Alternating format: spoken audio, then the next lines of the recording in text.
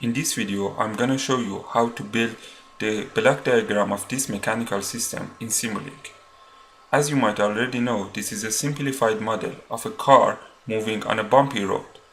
What we are gonna do here is that we write the governing equation of this system, and then according to that, we draw the block diagram of the system. Then I will show you how to build that block diagram in Simulink to get the response of the system. In general, what Simulink does is that it solves differential equations numerically using numerical methods like Runge-Kutta method. So let's start writing governing equation of this system. For this system, we have x double dot is equal to 1 over m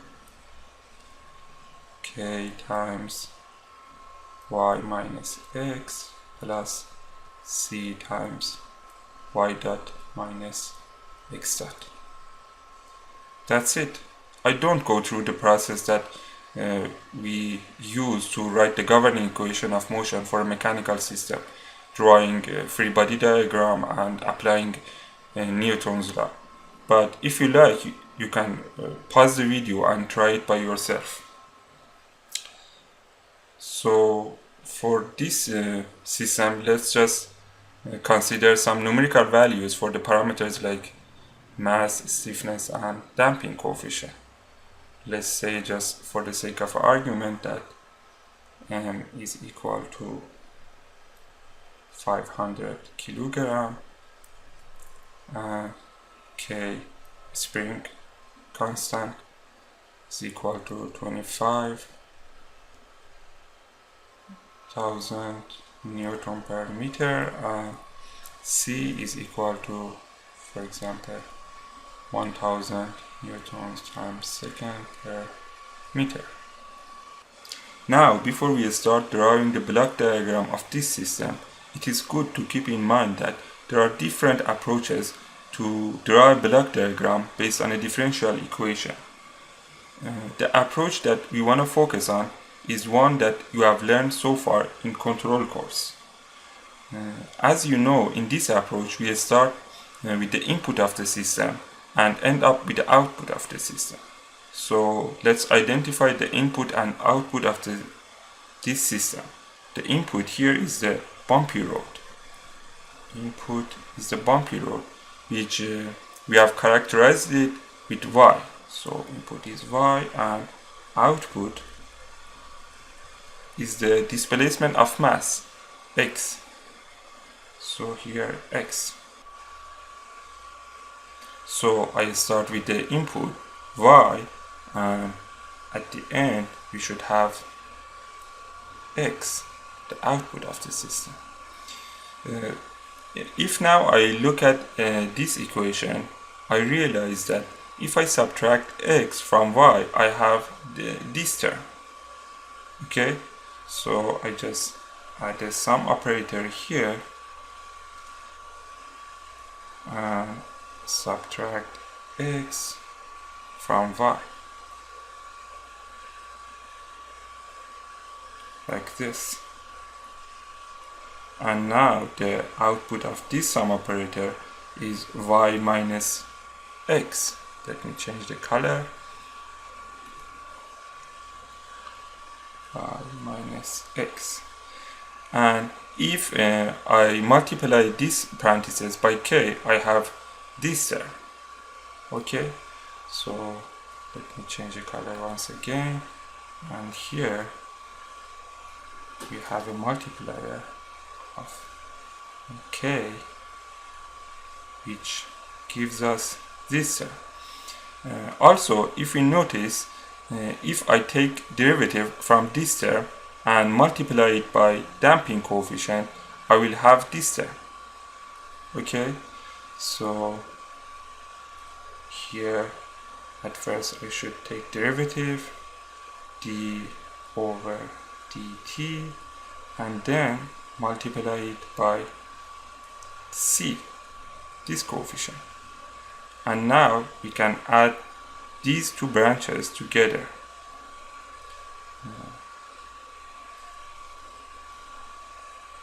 Here. So if I multiply the output of this operator, this sum operator, by 1 over m, what I have is that according to our equation is x double dot. So let me write it here. So here we have x double dot, right?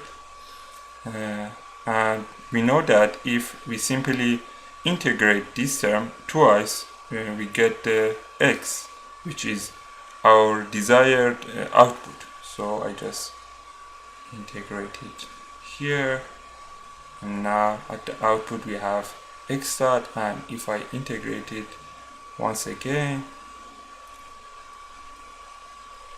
we will have x. So now it is enough just to connect these two wires. So because we know the output of this integrator is equal to x, so I just simply connect this to the output, which we denoted first by x. Here it is, our block diagram is ready. And now we can go to the Simulink environment to build this block diagram to get the response of the system. To do this, you just need to go to the MATLAB window, and over here you can see a button with Simulink label on it, which once you click on it, the Simulink environment will open. Here it is. As you can see, there are lots of operators and toolboxes here, but the toolbox that we are interested in is Simulink over here. And as you can see, it contains different libraries, but for now we just want to concentrate on 3 of them. One is commonly used blocks, which contains operators that we use frequently when drawing block diagram. The other one, second one, is the continuous library, and the third one is the sources library. So let's start building our model. To do this, I open a new model with this button over here. Let me minimize these two windows so I can work with both of them.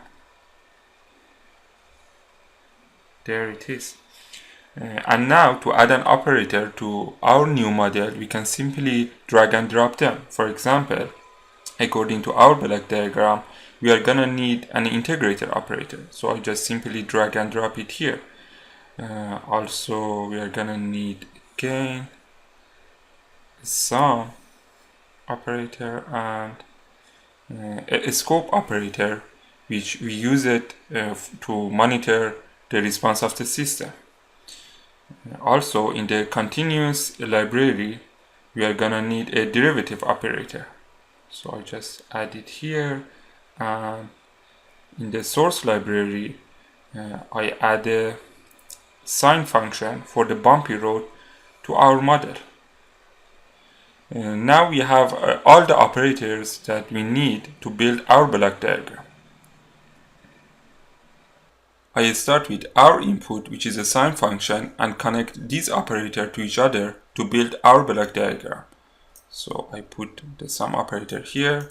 To connect two operators to each other, you just need to simply click on one of them and press the Ctrl key down and select the other one. Here it is. Now they are connected to each other. Now I put a gain operator here and connect these two to each other, and I also need the derivative operator here, which I connect its wire to this wire. So now I need another gain operator, which I simply copy and paste this gain to here, and now I connect these two to each other.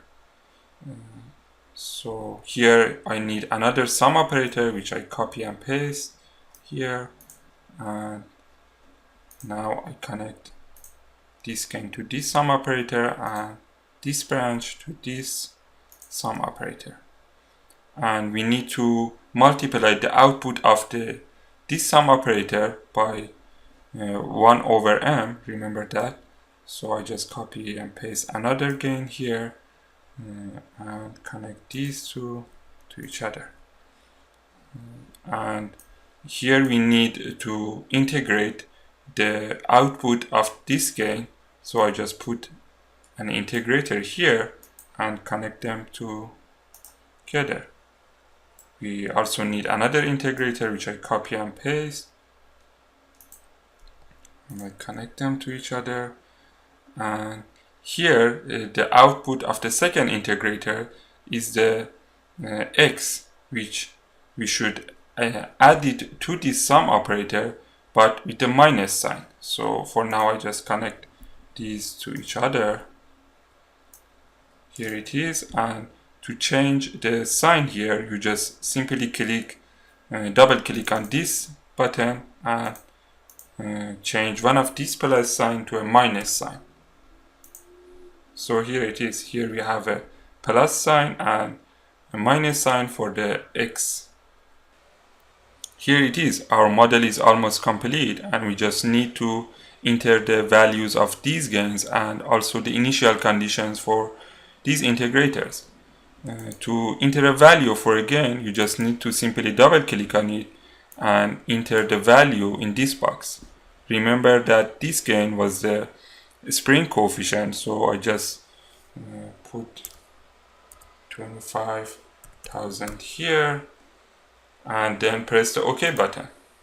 And also this gain was the damping coefficient, so I enter its value, which was 1000, and this gain was 1 over m, which would be 1 over 500. So we are done with the gains, and now we should enter the initial conditions for these two integrators. Remember that before the first integration we had x double dot, and after the integration we have x dot. So here we should impose the initial condition for the velocity. To do this, I just simply double click on this integrator, and as you can see I can enter the value here, but for now we just want to leave the initial conditions, both of them, equal to 0, so I just put it to 0 and OK. And for the second integrator, which its initial condition means initial displacement, here I let it to be 0, so I press OK, and here it is for the parameters of the gains and also integrators. Also we need to enter the parameter for the sine wave, which if you simply double click on it, you can see the sine formula here, which has the amplitude, frequency, phase and bias. But for our case we just have the amplitude and frequency, and we put the phase and bias equal to 0. So let's consider, for example, 0.2 for the amplitude and also 3 for frequency, and then press the OK button.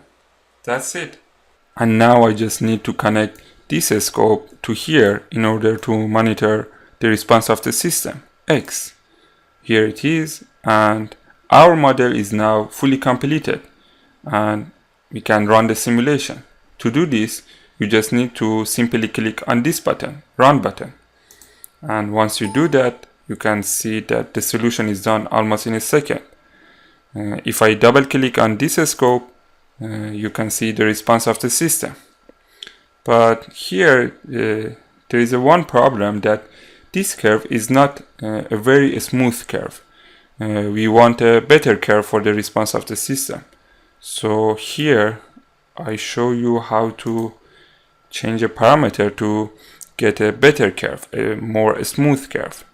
Here in the main Simulink window, if you go to the simulation tab, under it there is a button which is model configuration parameters. Also note that we have it here. If we click on this button, a window pop up, and here it is, and if we change this value, max step size, which actually is the maximum step size for the time that software uses to solve the equation numerically. If we change it to, for example, 0.01 and then press the OK button and run the simulation once again. Now if we look at the scope, you can see that now we have a much better curve. So to review the procedure, just remember that we started with a vibrational system, which we wrote the governing equation of it, and then based on that governing equation we built the block diagram of the system. After that we drew the block diagram in the Simulink environment and just ran the simulation. So here we got the response of the system. That's it. Thanks for watching.